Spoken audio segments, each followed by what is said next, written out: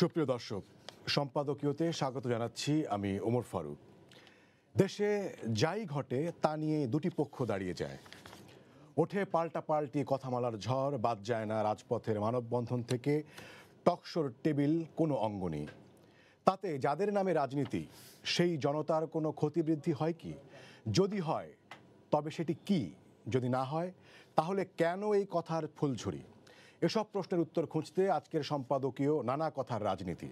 এ বিষয়ে আলোচনার জন্য আজ আমাদের সাথে স্টুডিওতে আছেন আহমদ হোসেন, সাংগঠনিক সম্পাদক বাংলাদেশ আওয়ামী লীগ, আছেন আব্দুস সালাম, বিএনপি চেয়ারপারসনের উপদেষ্টা, এছাড়াও অনলাইনে যোগ দিয়েছেন রাজিকুজ্জামান রতন, কেন্দ্রীয় কমিটির সদস্য বাসদ।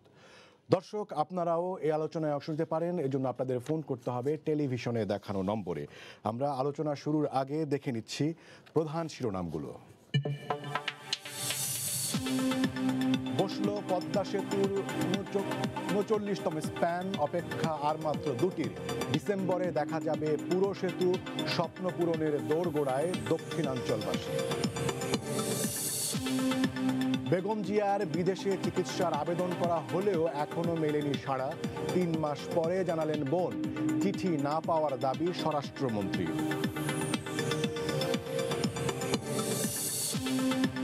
মোবাইল ছিনতাইয়ের জেরে ঢাকা থেকে বন্ধুকে মানিকগঞ্জে নিয়ে হত্যা, গ্রেফতার ৫। সাতক্ষীরায় জামাতার হাতে খুন হন কৃষক মুসলিম, ছুরি ও হ্যান্ড গ্লাভস উদ্ধার। মহামারীর মধ্যেই স্বাস্থ্যবিধি না মেনে ব্যাংকার্স পদোন্নতি পরীক্ষা, অংশ নিলেন ৪১,০০০ কর্মকর্তা। শত শত ব্রাঞ্চের মাধ্যমে ঝুঁকিতে পড়ার শঙ্কায় অন্যরা।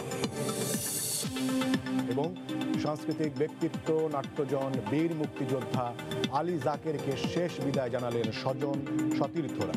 ৭১-এর শব্দ সৈনিককে আবেগ ঘন শ্রদ্ধা।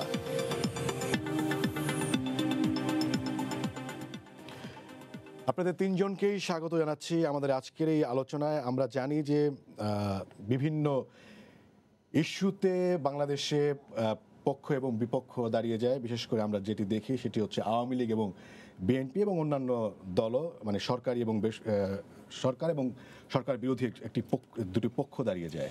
কিন্তু সেক্ষেত্রে আমি যেটি প্রথমেই সালাম ভাই আপনার কাছে জানতে চাই সেটি হচ্ছে গত ১২ বছর ধরে, মোটামুটি ১২ বছর ধরে আপনারা বিরোধী দলে, এবং ভোটের প্রশ্নে, অর্থনীতির প্রশ্নে, দুর্নীতির প্রশ্নে, আইন শৃঙ্খলা রক্ষার প্রশ্নে আপনাদের সমালোচনাগুলো আমরা জানি। বিভিন্ন মানে প্রেস কনফারেন্স, তারপরে হচ্ছে মানববন্ধন, টক শোতে এসবগুলো আপনারা বলে থাকেন। এবং সরকারের বিরুদ্ধেও যে সকল অভিযোগ ওঠে তারা আবার পাল্টা অনেক সাফল্যের কথাও বলেন এবং আবার আপনাদের সময়ের উদাহরণও দেন। আমি যে জায়গাটিতে আপনাকে জানতে চাই সেটি হচ্ছে যে বিরোধী দলেরও তো মানে যে অভিযোগগুলো আপনারা করেন, বিরোধী দল হিসেবে বিএনপিরও তো আপনার একটা দায়িত্ব থাকে, এবং সেই জায়গায় গত ১২ বছর ধরে আপনারা যতগুলো অভিযোগ করছেন, যত কথা বলছেন, মানে এমন কোনো উদাহরণ কি দিতে পারবেন যে এই কর্মসূচিটার কারণে বা এই কথাগুলোর কারণে সাধারণ মানুষ আসলে উপকৃত হয়েছে? আমরা তো রাজনীতি যারা করি সবাই তো জনগণের কথাই বলি, ও জনগণের স্বার্থে রাজনীতি করি এই কথাটাই বলি। এখন আপনার প্রশ্নটা যেখানে, সেটা হলো যে এটা বুঝতে হবে যে রাজনীতিটা আজকে কোথায় আছে। আজকে ডিসেম্বর মাস চলে আসতেছে, বিজয়ের মাস, যে কারণে আমরা দেশ স্বাধীন করলাম, যে গণতন্ত্রের জন্য। আজকে দুর্ভাগ্য তো এটাই যে দেখেন সেই সময় ৭০-এর নির্বাচনে আওয়ামী লীগ সংখ্যাগরিষ্ঠ আসন পাওয়ার পরে সেই সময় পাকিস্তান পার্লামেন্ট অধিবেশন ডাকার পরে আবার পার্লামেন্ট অধিবেশন বন্ধ করে দিল। অর্থাৎ আওয়ামী লীগ সংখ্যাগরিষ্ঠতা লাভ করার পরও তারা সরকার গঠন করতে দিল না। অর্থাৎ এটা আমি বলতেছি, এর আগে তো দীর্ঘ শত্রুতা আছেই, এবং তারপরে স্বাভাবিকভাবে সেটা দিল না বলে পরবর্তী পর্যায়ে ফাইনালি ২৫শে মার্চে যে ক্র্যাকডাউন হলো, তারপরে আমরা এর আগে থেকেই আমাদের স্বাধীনতার ডিটেল যেতে পারবো না। বলছে গণতন্ত্র, যে গণতন্ত্রটার কথা বললেন, কারণ গণতন্ত্রটাই তো মূল। আজকের সে আওয়ামী লীগ ক্ষমতায়, এবং দুর্ভাগ্যটা এইখানেই যে সে আওয়ামী লীগ ক্ষমতায়, যারা সেই সময় ক্ষমতায় যেতে পারে নাই বলেই কিন্তু সেই সময় সেই আন্দোলনের ডাক আমরা দিয়েছি। কিন্তু সেই আওয়ামী লীগ ক্ষমতায় আসার পরে, স্বাধীনতার পরে থেকেই কিন্তু বারবার আওয়ামী লীগ ক্ষমতায় আসার পরে গণতন্ত্রটা হুমকির সম্মুখীন হয়েছে। স্বাধীনতার পরেও ঠিক এমনিভাবে গণতন্ত্র, বহুদলীয় গণতন্ত্র, সব দল নিষিদ্ধ করে দিয়ে একদল গঠন করা, ঠিক আজকেও মনে করেন তারা ক্ষমতায় আসলো, ক্ষমতায় আসার পরে লাস্ট যে নির্বাচন, এর আগে নির্বাচন তো হলো যে আগেই তারা 100 অর্থাৎ মেজরিটি সংখ্যক বিনা প্রতিদ্বন্দ্বিতায় নির্বাচিত হয়ে ক্ষমতাটা আগে কনফার্ম করে নিল। সালাম ভাই, আমি আবার একটু বলছি, এগুলো আসলে আমরা জানি। তো সেই জায়গায় মানে বিএনপি মানে বিরোধী দলের তো একটা অবস্থান থাকে যে তারা হচ্ছে মাঠে থেকে বা তাদের রাজনীতির মাধ্যমে দাবিটা আদায়ও করে।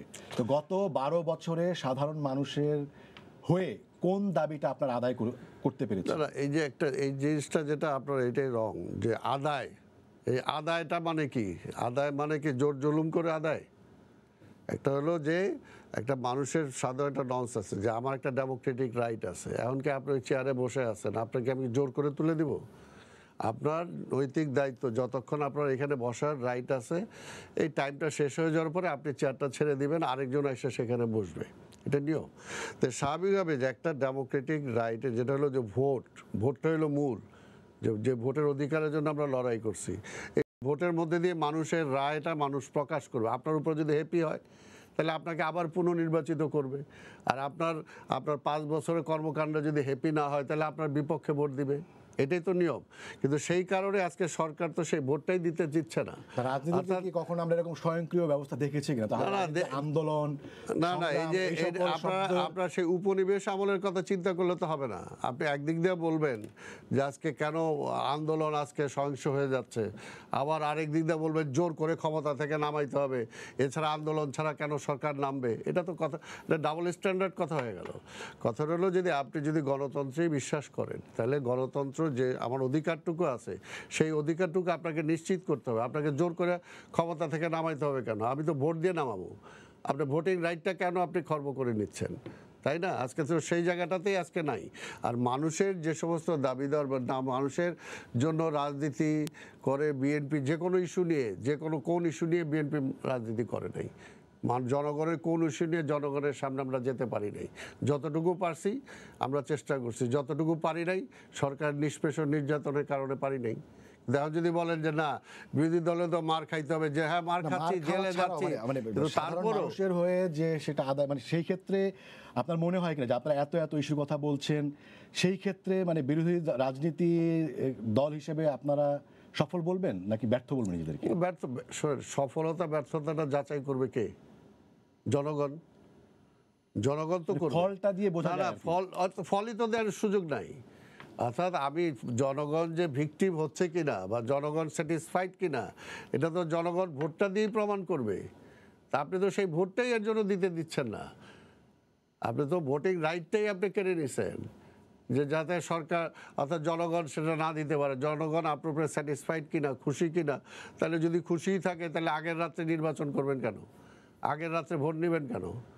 তাই না? আজকে আপনার বেসিক জায়গাটা, আপনার বেসিক জায়গাটাতেই আপনারা দেখা গেছে যে সাংবাদিকরাও বিভিন্ন সময় যে বিভিন্ন প্রশ্ন করেন যে আজকে মনে হয় যে বিএনপি রাস্তায় নাইমা জোর জুলুম করে আওয়ামী লীগরে নামাইতে হবে। সেটা তো না।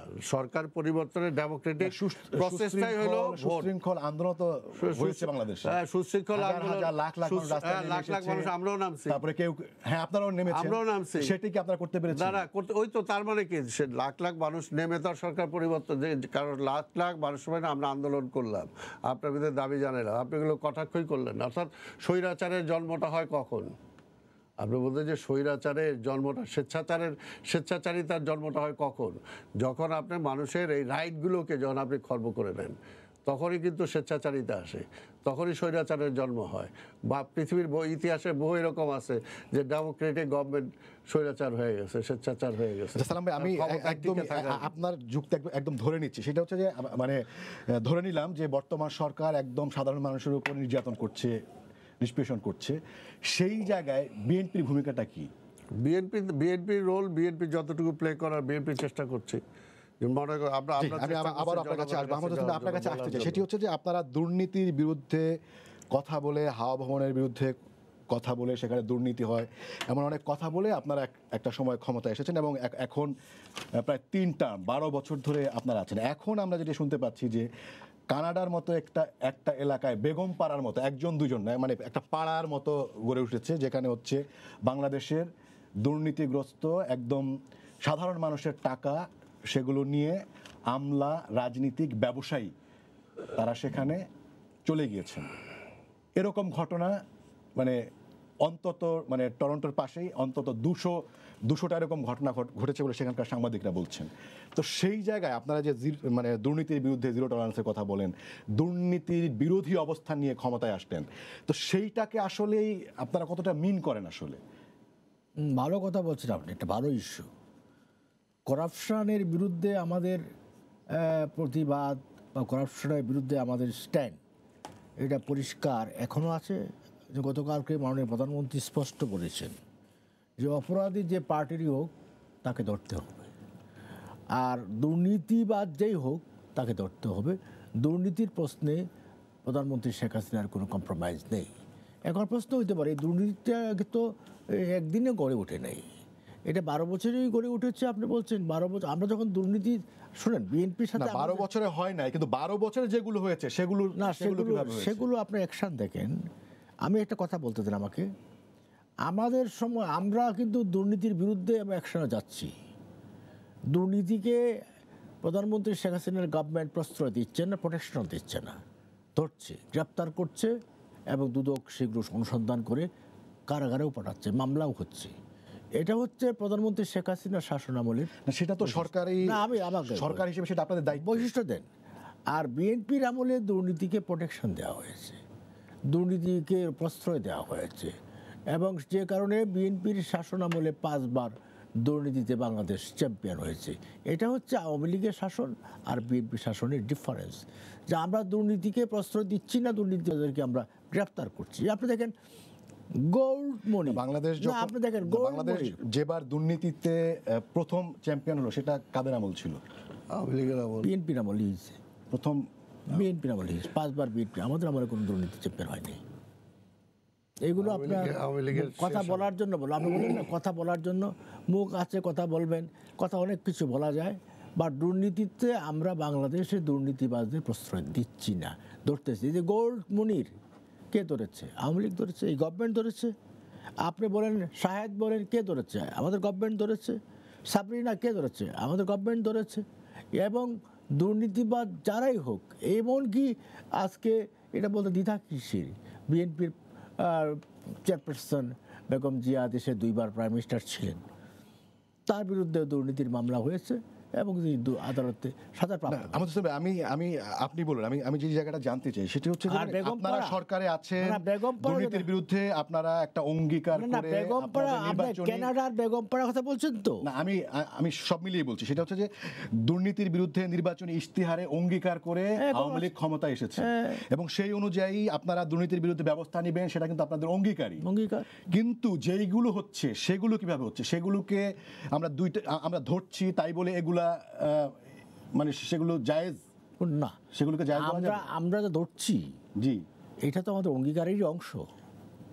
আমাদের অঙ্গীকার করছি দুর্নীতিবাজদেরকে আমরা মুক্ত প্রশ্রয় দেব না, আমরা দুর্নীতিকে প্রশ্রয় দেব না, আমরা ধরবো। তা আমরা ধরছি, এটা কি আমার অঙ্গীকারের অংশ নয়? সেটা আংশিকভাবে না, অংশ নয়। জি, দুর্নীতি তো যেগুলো হচ্ছে সেগুলো কিভাবে হচ্ছে? দুর্নীতি পৃথিবীর সব জায়গায় আছে। বাংলাদেশের এই দুর্নীতি তো 10 বছরে না, 12 বছরে না, লাগাতার দুর্নীতিবাজরা এখানে গড়ে উঠেছে। এই যে আপনার বেগম পাড়া হচ্ছে, বেগম পাড়া শুনলাম আমাদের ফরেন মিনিস্টার বললেন প্রথম।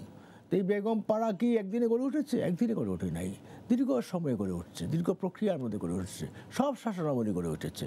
কাজে এইগুলোর বিরুদ্ধে যথাযথ ব্যবস্থা নিতে হবে। এখন দুদক এই বিষয়ে বোধহয় আপনার ইনকোয়ারি করছে, হাইকোর্ট মনে হয় নির্দেশনা দিয়েছে, আমরা দুদকের প্রক্রিয়া শুরু হয়ে গেছে। কাজে আমাকে দেখতে হবে যে আমরা দুর্নীতির বিরুদ্ধে একসাথে আছি কিনা, আপনাকে প্রথম। 2 নম্বর, আমরা দুর্নীতিবাজকে প্রশ্রয় দিচ্ছি কিনা বা প্রোটেকশন দিচ্ছি কিনা।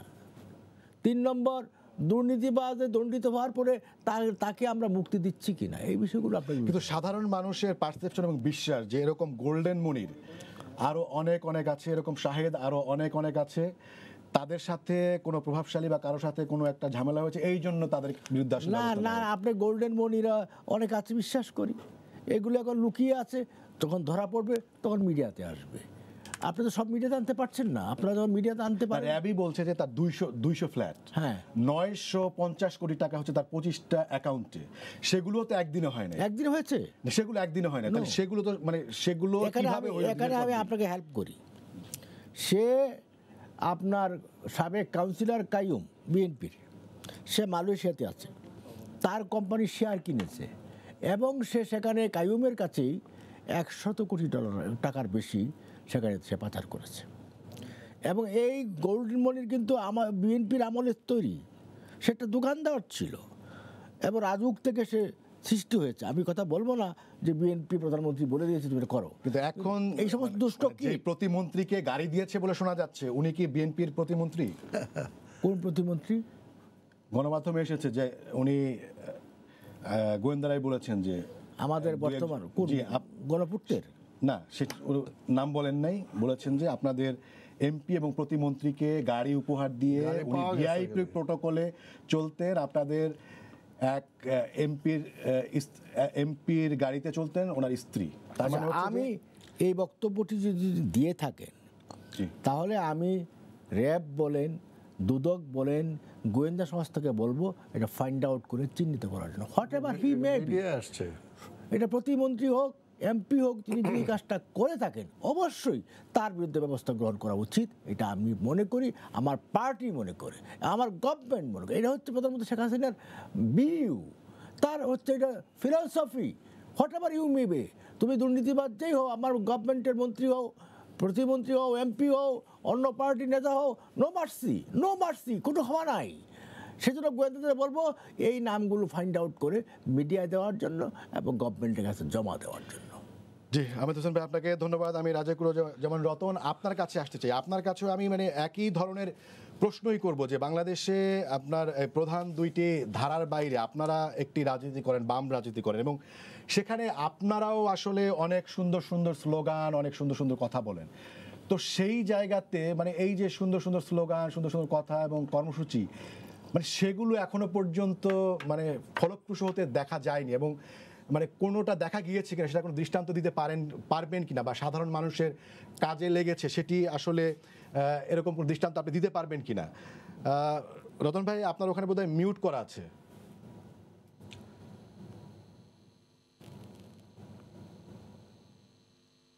ধন্যবাদ। শুনতে পাচ্ছেন? জি, শুনতে পাচ্ছি, শুনতে পাচ্ছি। হ্যালো। জি, রতন ভাই শুনতে পাচ্ছি। প্রথমে একটা বিষয় একটু বলে নেই যে আমরা কোনো সুন্দর কথা বলি না, আমরা কিছু সত্য কথা বলার চেষ্টা করি। কারণ দুর্নীতিবাজকে ধরতে হবে এটা কোনো সুন্দর কথা নয়, এটা একটা প্রয়োজনীয় কথা।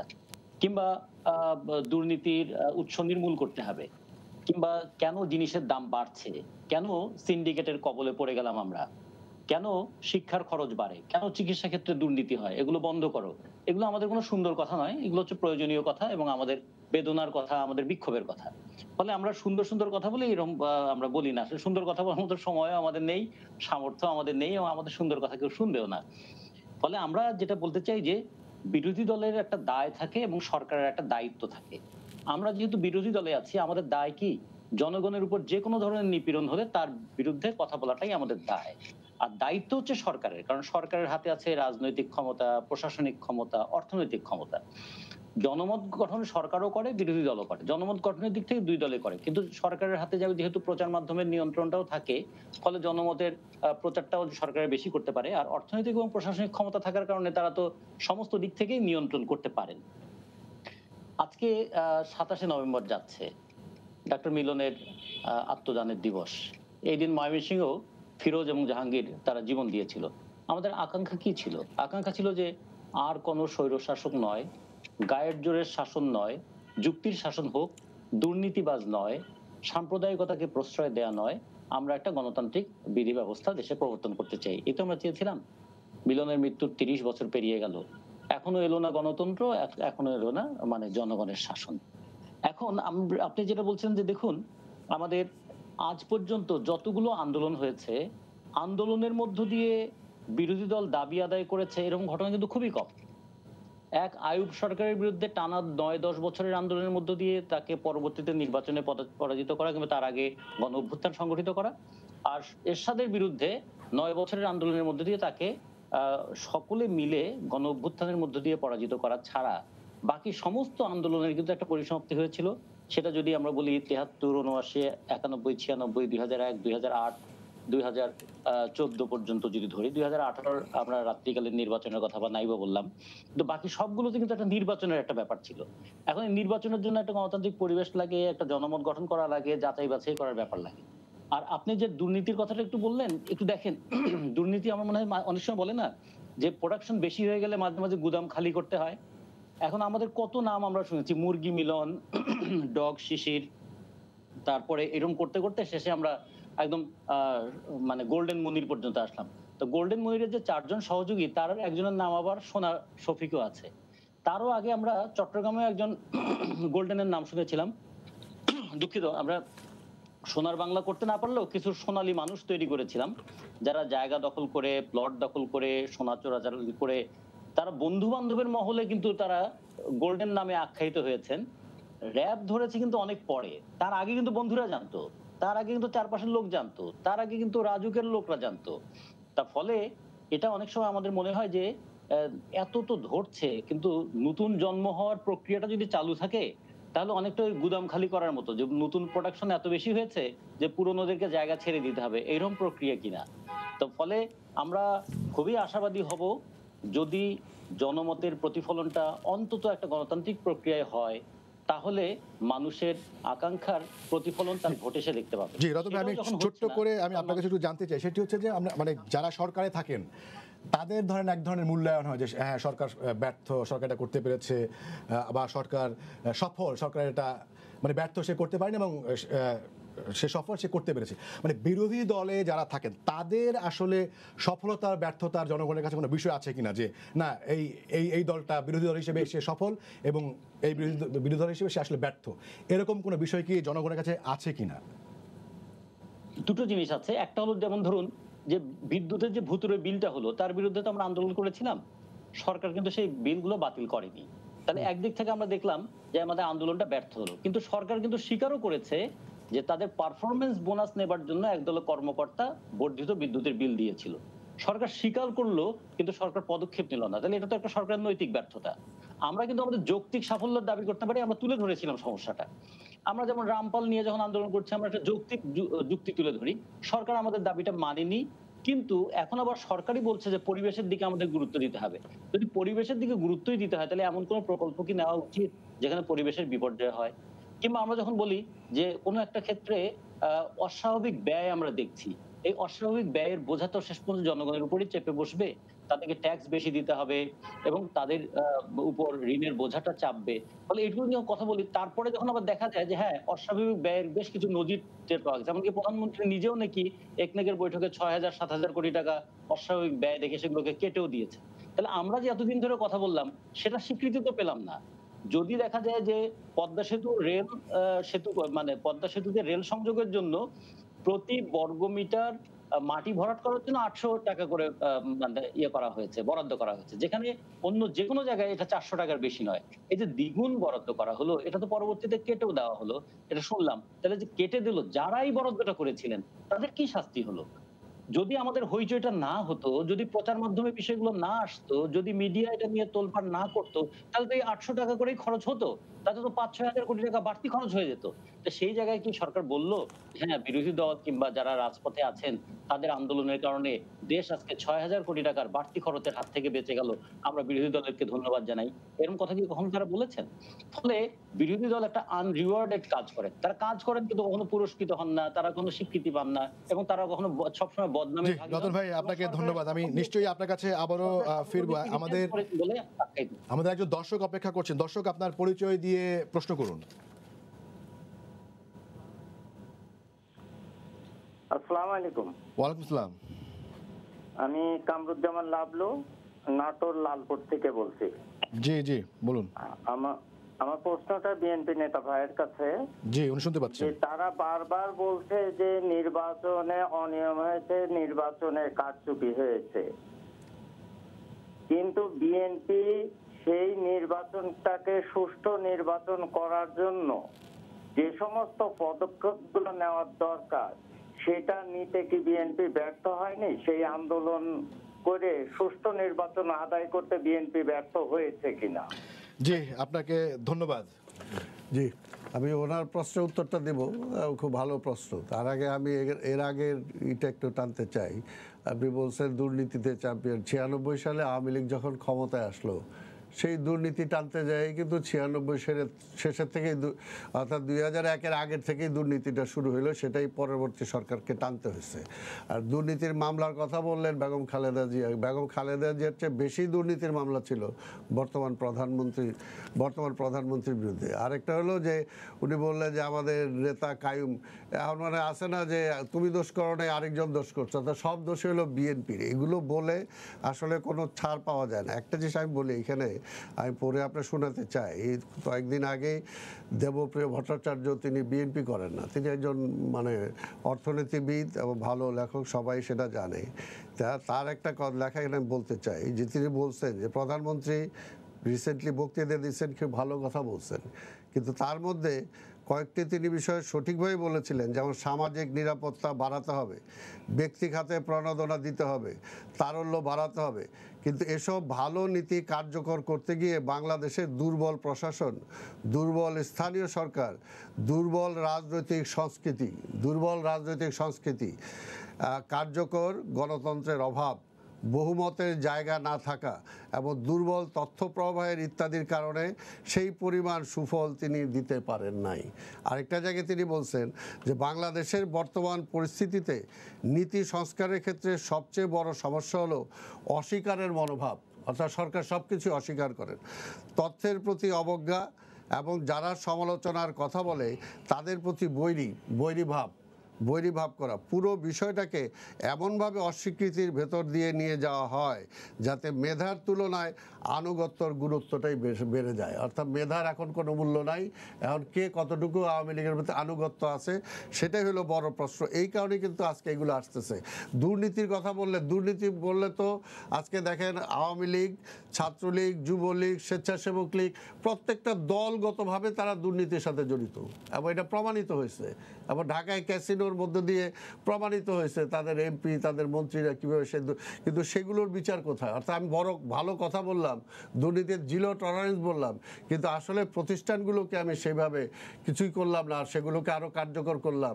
আর প্রতিষ্ঠানকে আজকে সবচেয়ে বড় কথা হলো যে বাংলাদেশের, আমরা জানি যে পুলিশ অনেক কার্যকর, বাংলাদেশের পুলিশ অনেক এফিশিয়েন্ট, কিন্তু সেই পুলিশকে তারা সত্যিকার অর্থে কার্যকর অর্থে সেভাবে কাজ করতে দেয় না। যেমন আমরা দেখলাম নোয়াখালী ফেনীতে যে ওই যে এটা হলো যেটা মারলো যে একটা মহিলাকে উলঙ্গ করে, দেখা গেলো যে সেটা ঘটনা ঘটছে বেশ কতদিন আগে, 15 দিন আগে না 2 সপ্তাহ আগে, সেই সময় কিছু হয় নাই। যেই ঘটনাটা মিডিয়াতে আসলো পরের দিনই কিন্তু পুলিশ প্রশাসন তাদেরকে গ্রেপ্তার করতে সক্ষম হলো। অর্থাৎ প্রশাসনকে যদি নিরপেক্ষভাবে কাজ করতে দেওয়া হয় তাহলে কিন্তু এই বিষয়গুলো আসে না। এখন আমাদেরকে বুঝতে হবে, দেখেন আমেরিকার নির্বাচন হয়ে গেল, আমেরিকার নির্বাচন, বর্তমান প্রেসিডেন্ট ট্রাম্প অনেক কথাই বলল, দুর্নীতি হয়েছে, ভোট কারচুপি হয়েছে, এই হয়েছে, অনেক রকম সে জোকারের মতো অনেক ভাব করলো, কিন্তু সেখানে প্রশাসন কি, অর্থাৎ ও কি বলল তাতে কিন্তু কিছুই আসা যায় নাই। প্রশাসন কিন্তু তার রাইট ওয়েতে স্টেপগুলো নিয়ে এখন যাতে পরবর্তী যে প্রেসিডেন্ট সে যাতে ক্ষমতা নিতে পারে, গ্রহণ করতে পারে, তার দিকেই কিন্তু তারা এগোচ্ছে। এমনকি ট্রাম্পের যে দল, সেই দলও পর্যন্ত, দলের সিনিয়র নেতারাও পর্যন্ত কিন্তু তার সেই কথার মধ্যে তারা সেগুলো আনে নেই। অর্থাৎ আমি যদি গণতন্ত্রটাকে রক্ষা করতে চাই, দেশটাকে রক্ষা করতে চাই, মানুষের মৌলিক অধিকারগুলোকে রক্ষা করতে চাই, একটা জায়গায় আমাদের আসতে হবে, একটা জায়গায় ঐক্যমত্য হইতে হবে যে আজকে নির্বাচনটা কীভাবে সুষ্ঠু হতে পারে, মানুষের ভোটের অধিকারটা কীভাবে হতে পারে। মানুষের আপনি ভোটের অধিকার দিলেন না, আজকে শুধুমাত্র বিএনপি না তো, যে রাজীব রতন সাহেব বললো, আজকে বাংলাদেশে শুধুমাত্র আওয়ামী লীগের সাথে যে কয়েকটা রাজনৈতিক দল আছে, 2-4টা ছাড়া, আর কেউ তো বলে নাই যে কোনো এই নির্বাচনগুলো স্বচ্ছ হয়েছে, এই নির্বাচনগুলো মানুষ ভোট দিতে পারছে। আর শেষমেশ যে প্রশ্নটা করলেন আমার শ্রোতা এবং দর্শক ভাই, তাকে আমি ধন্যবাদ জানাই যে আসলে দেখেন, হ্যাঁ বিএনপি চেষ্টা করছে। আমি ছোট্ট উদাহরণ, এটা একটা ছোট্ট উদাহরণ। ঢাকায় 18 নির্বাচন হলো, সেই নির্বাচনে আমি সমন্বয়কারী ছিলাম। সেই নির্বাচনে মনে করেন আমি অন্তত ব্যক্তিগতভাবে চেষ্টা করেছি যে মানুষগুলোকে যাতে কীভাবে ভোট সেন্টারে নিয়ে যাওয়া যায়, আনা যায়। আমরা প্রোগ্রাম দিতাম, ধরেন আমরা একটা প্রোগ্রাম দিলাম যে আগামীকালকে উত্তরার ওই মডেল টাউন ওই জায়গায় একটা সমাবেশ হবে। দেখা গেলো আওয়ামী লীগ সেই জায়গায় যায়, পরের দিন মঞ্চ টচ করে তারা সমাবেশ করার জন্য রেডি হয়ে গেল। আমরা কি করছি? অ্যাভয়েড করে আমরা অন্য জায়গায় করছি, অর্থাৎ যাতে ক্ল্যাশটা না হয়, মানুষ যাতে ভয় না পায়, মানুষ যাতে ভোট সেন্টার আসতে পারে। কিন্তু তারা কি করলো? ইলেকশনের দিন প্রত্যেকটা সেন্টারে তারা সেই রকম অরাজকতা সৃষ্টি করলো, হাজার হাজার লোক এনে যে অবস্থা সাধারণ মানুষ ভোট সেন্টারে যেতে পারলো না। বক্তব্য জানেন, মানে দর্শক যে সরাসরি যেটা প্রশ্ন করেছেন যে বিএনপি ব্যর্থ কিনা। না, বিএনপি ব্যর্থ না, বিএনপি তো চেষ্টা করতেছি, এত কিছুর প্রশ্ন। বিএনপি আর কি করবে? বিএনপি একটা আন্দোলন, এখন তো কোনো আন্দোলনও নাই, তারপরে মামলা হচ্ছে। তো বিএনপি আর কি করতে পারে? বিএনপি নেত্রী, দেশনেত্রী বেগম খালেদা জিয়া, একটু আগে আপনার এখানে যে আইসা শুনলাম যে তার পরিবারের পক্ষ থেকে তার চিকিৎসার জন্য আবেদন করা হয়েছে, আর সরকার বলতেছে তার আবেদনই পায়নি। এটা কোন রাষ্ট্রে আমরা অবস্থান করছি? কোথায় বসবাস করছি? এটা একটা এমন একটা সেই মধ্যযুগে আমরা আছি যে একটা এখানে চিঠি যাইতে, এখন ব্রিটিশ সাম্রাজ্য আছে, সেখানে যায় চিঠি আমাকে পুষতে হবে। আসলে বিষয়গুলোকে অ্যাভয়েড করা, ওই যেটা বললাম যে আজকে এখানে উনি যেটা বলছেন, অর্থাৎ অস্বীকার করা, অবজ্ঞা করা, এটার মধ্য দিয়ে আসলে দেশ কখনো এগোতে পারে না, রাজনীতিও এগোতে পারে না। এটার জন্য একটা জায়গায় আইসা সবাইকে একমত হইতে হবে যে আজকে দেশটাকে আমরা ভালোবাসি, এই দেশটার জন্য আমরা আপনি মানে নির্বাচনের জায়গাটাকে মূল মনে করছেন? অবশ্যই নির্বাচনটা হলো যে আজকে আপনি যদি বেগম খালেদা জিয়ার অধীনে নির্বাচনটা ফেয়ার মনে না করেন, তাহলে বেগম শেখ হাসিনার অধীনে নির্বাচনটা কেন ফেয়ার হবে? কেন আমি মনে করব? আপনার সাথে তো আমার এমন কোনো সুসম্পর্ক হয় নাই। আপনি আমার সাথে আমার নেত্রীর জেলে দিয়ে রাখছেন, আমার নেতারে আসতে দেন না, আমাদের নামে হাজার হাজার মামলা। আপনার কিভাবে আমি বিশ্বাসটা করব? বিশ্বাসের জন্য তো একটা জায়গা আছে। কাজে এই বিষয়গুলো বাদে এখন ইমিডিয়েট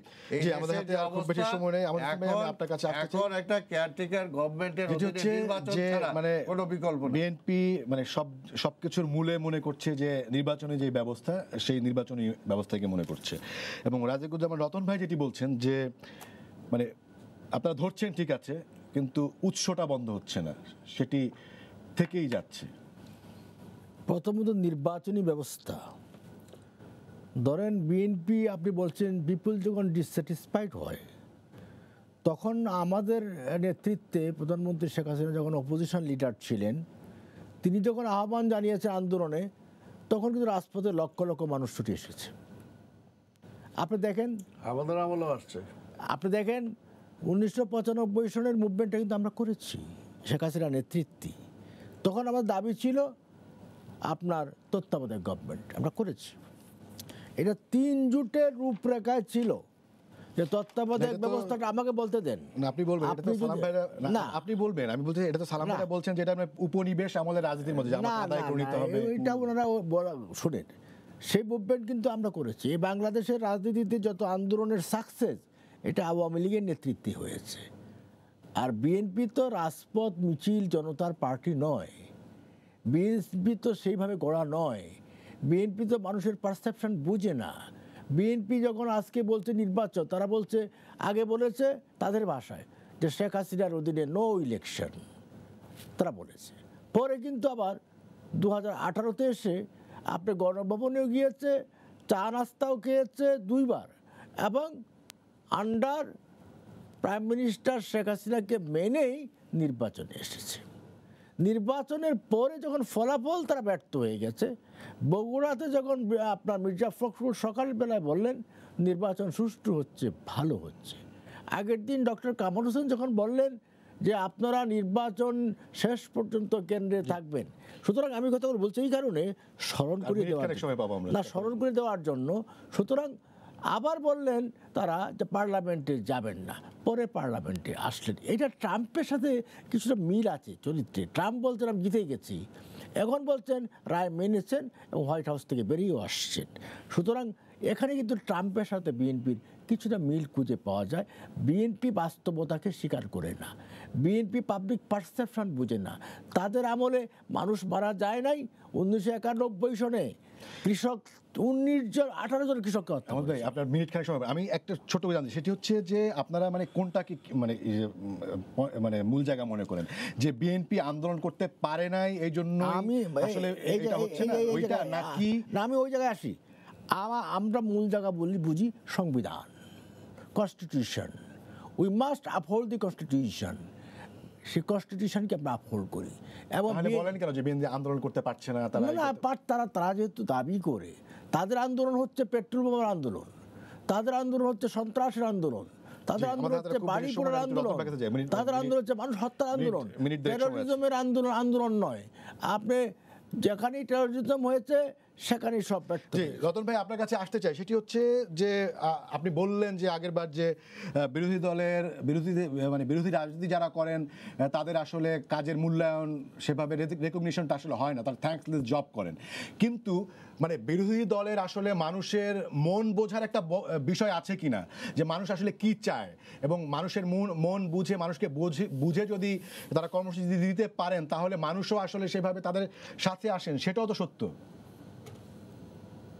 আসলে মানুষের যে মন বুঝতে পেরেছি কি পারি নাই সেটার মাপকাঠিটা কি হবে, তার জন্য তো মানুষের কাছে যেতে হবে এবং মানুষের মনটা পরীক্ষা করার সুযোগ দিতে হবে। আমরা সেটা কিন্তু একটা নির্বাচন বলি, সুষ্ঠু এবং অবাধ নির্বাচন হলে হয়তো মানে সেটাও সুযোগটা দিতেই হবে, মানে যারা সরকারে থাকবেন তাদেরকে আসলে সেই সুযোগটা দিতে হবে। হ্যাঁ, তাদের দয়া দিতে হবে দুটো কারণে। একটা হলো সেটা কোনো বদান্যতা নয়, এটা তাদের বদান্যতার দয়া জন্য নয়, এটা হলো একটা গণতান্ত্রিক মূল্যবোধের কারণে। এটা যদি না হয় তাহলে স্বেচ্ছাচারী মানসিকতা দিয়েই দেশ পরিচালিত হবে। এবং স্বেচ্ছাচারী দেশ পরিচালিত, যেমন ধরুন কয়েকদিন আগে আমরা দুর্নীতির সঙ্গে আর একটা কথা শুনলাম না, আমাদের পররাষ্ট্রমন্ত্রী বললেন যে বিদেশে যারা বাড়ি টাড়ি বানিয়েছে তাদের একটা বড় অংশই হলো সরকারি কর্মচারী। আচ্ছা, সরকারি কর্মচারীরা বিদেশে কিভাবে টাকা পাঠাতে পারে, কেমন করে পাঠাতে পারে? বাংলাদেশ ব্যাংকের কি কোনো এরকম বিধান আছে যে বাংলাদেশ থেকে টাকা পাঠিয়ে বিদেশে বাড়ি ঘর কেনা যায়? তবে এটা মনিটর করবে, এটা মনিটর করবে তো রাজনৈতিক দল, যে দল ক্ষমতা থাকে সে। আমি তো উদর পিণ্ডি বুদর ঘাড়ে চাপিয়ে দিলে হবে না যে রাজনীতিবিদরা করেনি, সরকারি কর্মচারীরা করেছে। আবার সরকারি কর্মচারী বললো আমরা করিনি, রাজনৈতিক দলের মন্ত্রী এমপিরা করেছে। এইরকম করে মানুষকে বিভ্রান্ত করে তো আমি সমস্যাটাকে আড়াল করতে পারবো না। এই জন্য একটা কথা আছে যে রাজনীতিতে এই যে সমালোচনা, জবাবদিহিতা এবং দায়বদ্ধতা, এই তিনটারই শেষ পর্যন্ত পরীক্ষা কি? শেষ পর্যন্ত পরীক্ষা হতো তো মানুষের মত প্রকাশের, অবাধ মত প্রকাশের স্বাধীনতার জায়গাটা, সেটা যদি সংকুচিত হয়ে যায় এবং ভোটাধিকারটা যদি সংকুচিত হয়ে যায়, তা মানুষের মনটা মানুষ কিভাবে বুঝলো এবং কোনটা সে বুঝতে পারলো, তার পরীক্ষাটা হবে কেমন করে? যেমন ধরুন আমি ছোট করে দিতে পারি, এই যাবৎকাল যত বড় বড় নেতা আমাদের আছে, সেই শেখ মুজিবুর রহমান বলেন, মৌলানা ভাসানী বলেন, রাষ্ট্রীয় ক্ষমতা যারা ছিল তারা তাদেরকে বিচ্ছিন্নতাবাদী বলেছে না, তারা বলেছে না যারা জনগণের মন এবং মত বুঝতে পারে না। কিন্তু পরবর্তীতে দেখা গেল যে জনগণ তো তাদের পক্ষে ছিলেন। ফলে ক্ষমতায় থাকলে এরকম অনেক কিছু, টিনের চশমা পরে অনেক কিছু হয়তো দেখা যায়। আমরা এই জন্য বলি যে গণতান্ত্রিক পরিবেশের কোনো বিকল্প নাই। জি, রাজিকুজ্জামান, রতন, আব্দুল সালাম এবং আহমেদ হোসেন, আপনাদের তিনজনকেই অসংখ্য ধন্যবাদ। জি, আমাদের সময় শেষ। দর্শক, আপনাদেরও ধন্যবাদ জানিয়ে শেষ করছি আজকের সম্পাদকীয়। আগামীকাল আবারও দেখা হবে রাত 10টায়। দেখার আমন্ত্রণ রইল। শুভরাত্রি।